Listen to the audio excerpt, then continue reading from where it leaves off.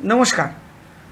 লোকসভা নির্বাচন 2024 C voter সমীক্ষায় আমরা একটি সমীকরণ আপনাদের দেখিয়েছিলাম, যেখানে আমরা দেখিয়েছিলাম যে বিজেপি 21টা সিট পেতে পারে, তৃণমূল 19টা এবং কংগ্রেস ও বাম সমর্থন মিলে 2টো সিট পেতে পারে। এই সমীক্ষা আপনাদের আমরা কেন দেখালাম, কেন বিজেপি 21টা সিট পেতে পারে, এটা আমরা একটা অনুমান করলাম, সেটা আজকে আমরা একটা বিশ্লেষণের মাধ্যমে আপনাদেরকে আমরা বোঝানোর চেষ্টা করব।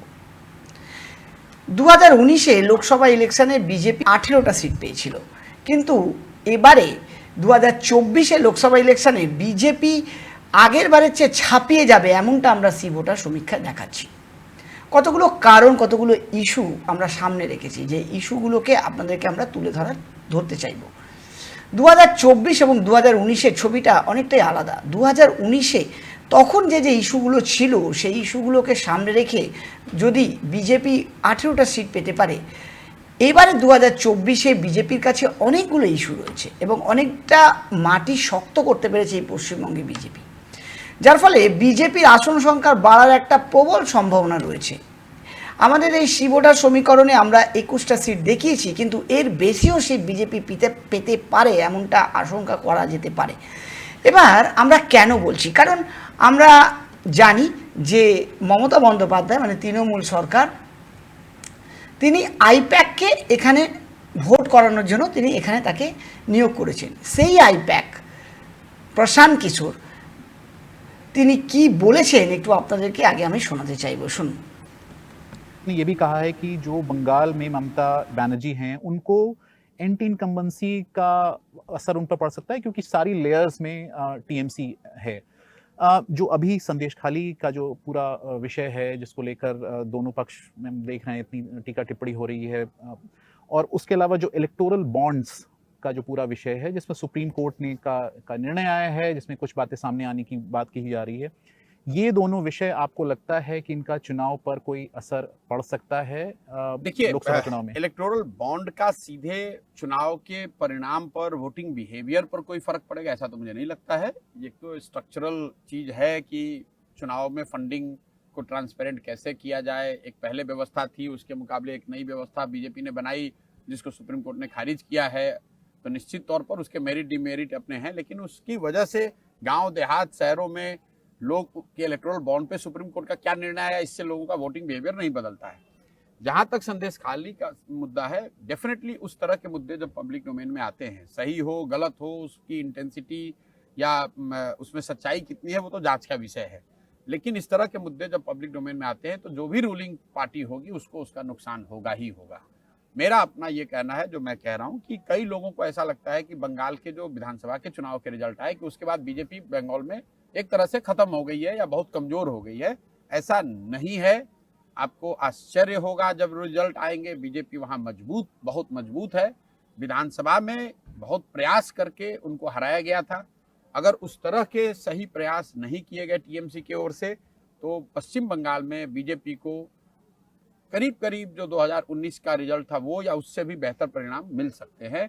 और उस समय जितने ये मीडिया में पंडित लोग बैठे हुए हैं, राजनीतिक विशेषज्ञ बैठे हुए हैं, इनको आश्चर्य होगा कि अरे भाई इसमें क्या हुआ।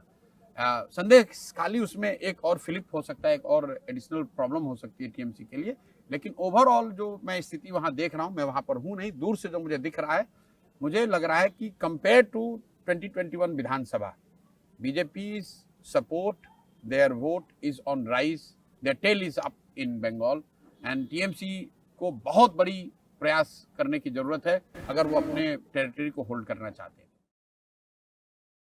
প্রশান্ত কিশোর, আইপ্যাকের যিনি মাস্টারমাইন্ড প্রশান্ত কিশোর, তিনি বলছেন যে বিজেপির একটা বড় উত্থান হতে পারে এই 2024-এ। 2019-এ যা রেজাল্ট হয়েছিল তার চেয়েও ভালো রেজাল্ট হবে এবারে 2024-এ লোকসভা নির্বাচনে। সন্দেশখালীর ইস্যুকে তৃণমূল যতই সেটাকে লাইট করে দেখানোর চেষ্টা করুক না কেন, মমতা বন্দ্যোপাধ্যায় যতই সেটাকে লাইটভাবে সেটাকে মানুষের কাছে তুলে ধরার চেষ্টা করুক না কেন, সেটাকে যত করে লাইট করার চেষ্টা করুক না কেন, কিন্তু সন্দেশখালীর প্রভাব যেটা রয়েছে সেটা কিন্তু সরকারের বিপক্ষেই যাবে, সরকারের পক্ষে যাবে না কোনোভাবে। কারণ মাস্টার মাইন্ড প্রশান্ত কিশোর তিনি এই কথা বললেন তিনি সমস্ত কিছু অ্যানালাইজ করে এই বিষয়টা তিনি সামনে রাখলেন। কারণ এই প্রশান্ত কিশোর হচ্ছে 2021-এ মমতা বন্দ্যোপাধ্যায়ের যে অস্বাভাবিক রেজাল্ট আমরা দেখেছি পশ্চিমবঙ্গে বিধানসভায়, সেটা কিন্তু এই প্রশান্ত কিশোরের জন্য এবং তার সমীক্ষায় কিন্তু এটা সম্ভব হয়েছে। এটা কিন্তু কোনো অবকাশ নেই। সেই আইপ্যাক, সেই প্রশান্ত কিশোর, যার প্রয়াসে আজকে মমতা বন্দ্যোপাধ্যায় 2019-এ লোকসভায় হারের পর একটা ব্যাপক সংখ্যক সিট হাত দিয়ে বেরিয়ে যাওয়ার পর কামব্যাক করেছেন 2021-এ। 2019-এর পর 2021-এ কামব্যাক করেছেন। আবার 2024 একটা বড় ইলেকশন, লোকসভা ইলেকশন। সেই ইলেকশনের আগে যেটা সবচেয়ে বড় ইস্যু হিসেবে দেখা যাচ্ছে সেটা হচ্ছে সন্দেশখালীর ইস্যু, সন্দেশখালীর মা বোনেদের ইস্যু। এই ইস্যুটাকে কিন্তু সরকারের বিপক্ষে যাবে এমনটাই কিন্তু সন্দেহ প্রকাশ করলেন প্রশান্ত কিশোরজি। তিনি পরিষ্কারভাবে বললেন যে এই ইস্যুটা কিন্তু সরকারের বিপক্ষে যেতে চলেছে। এবার আসি আমি রাম মন্দির ইস্যুতে।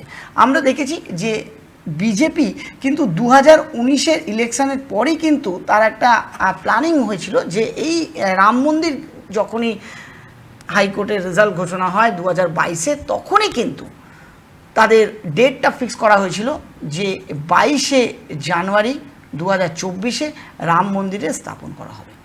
তাহলে এই যে 2022 থেকে 2024 এই দুটো বছর যে ব্যাপক সময়, সেই সময়টার মাঝখানে বিরোধীরা কি এতদিন ধরে চিন্তা করতে পারেননি যে এখন আমাদের কিছু করতে হবে বা আমাদেরও মানুষকে জানানোর জন্য এমন কিছু করতে হবে? আজকে দেখুন মমতা বন্দ্যোপাধ্যায় কিন্তু একের পর এক মন্দির উদ্বোধনের কথা বলছেন। আজকেই তিনি একটি তমলুকের জনসভা থেকে তিনি বললেন দীঘায় জগন্নাথের মন্দির তৈরি করা হবে। কিন্তু এটা 2022-এর পর, এই 2 বছর পরে যখন রাম মন্দির স্থাপন করা হলো, তারপর কেন এই সিদ্ধান্ত আসা হচ্ছে? তার আগে কেন নয়? তার আগে কেন চিন্তা ভাবনা করা হয়নি? তার আগে কি বিরোধীরা সবাই চুপ করেছিল বা বিরোধীরা কি তখন সবাই ভাবেনি এই জিনিসটা নিয়ে?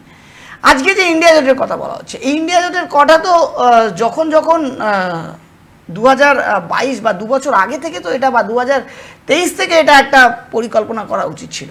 তাহলে মানুষের উপর একটা একটা ইম্প্যাক্ট পড়তো, বা বিরোধী মুখ কে হবে আগে থেকে সেটা একটা ডিসাইড হয়ে যেত এবং মানুষের কাছে একটা জিনিস পরিষ্কার হয়ে যেত। তার ফলে 2024-এর নিরিখে, এই লোকসভা নিরিখে মানুষের কাছে একটা স্পষ্ট মুখ পাওয়া যেত, নয় নরেন্দ্র মোদী, না তার বিপরীতে কে দাঁড়াচ্ছে রাহুল গান্ধী, না অন্য কেউ। তাহলে এই যে একটা ছবি, এটা কিন্তু বিরোধীরা ইন্ডিয়া জোটটা যদি করারই হতো তাহলে একেবারে শেষ মুহূর্তে এসে, একেবারে লাস্ট মুহূর্তে এসে করার মানেটা কি? এখানে মানুষের বিশ্বাসযোগ্যতাটা কিভাবে তৈরি হবে? কারণ বিশ্বাসযোগ্যতা তৈরি করতে গেলে আপনাকে একটা দীর্ঘ সময় মানুষের কাছে থাকতে হবে।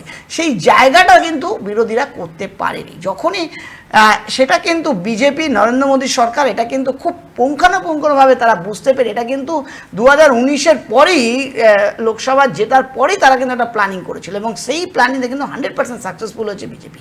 যার নিরিখে আমরা বলতে পারি যে 2024-এ ভোট সংখ্যা অবশ্যই বাড়বে বিজেপির এবং ব্যাপক মাত্রা একটা সিট আসতে পারে পশ্চিমবাংলা থেকে।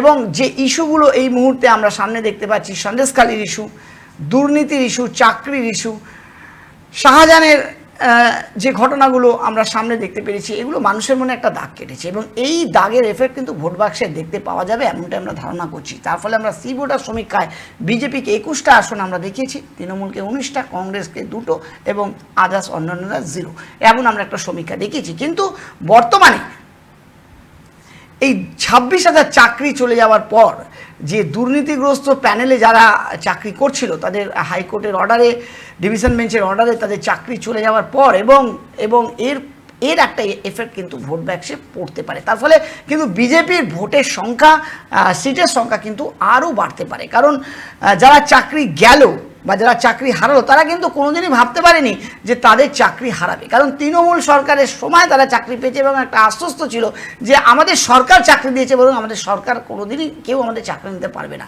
এই ভুল ধারণা কিন্তু তাদের কাছ থেকে চলে গেল এবং তাদের পায়ের তলা থেকে একটা মাটি ধরতে গেলে একটা সরে গেল। এবং যারা চাকরির জন্য, যারা চাকরির প্রার্থী, যারা এতদিন রাস্তায় বসে, যারা এতদিন ধরে যারা চাকরির জন্য যারা লড়াই করছিল, তারা কিন্তু একটা নতুন দিশা দেখতে পেল এবং তাদের কাছে একটা নতুন আলোর উৎস তৈরি হলেও কিছুদিন পরে হলেও তারা হয়তো তাদের প্রাপ্য চাকরিটা ফিরে পেতে পারে।